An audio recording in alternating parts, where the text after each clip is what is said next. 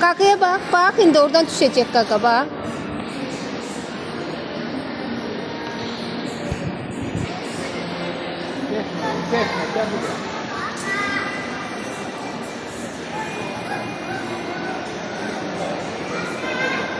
Buradan Yunis, buradan düşecek kaka.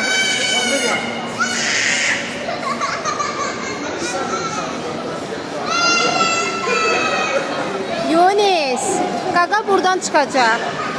Bu aşağı mertebe olan buradan çıkır da hə? Aşağı mertebe. Ged ora bak.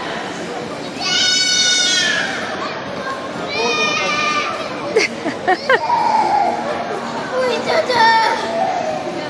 Çözümü yoktu be. Gel indi bak kakan gelecek. Çok meraklıydı. Uy da. Ben bedavaydı. Çözümü yoktu be. Açmadım. Uy da o neydi böyle bedenim. Babam anladı. Şey dedi. Uy da. Ay baba o neydi? Baba Allah korusun. Hep esir beden. Getme kapan geldik ya.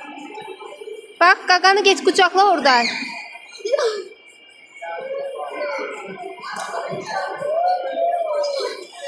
Çok şeydi. Buna çok sevdim. Gel. Çok beyaz.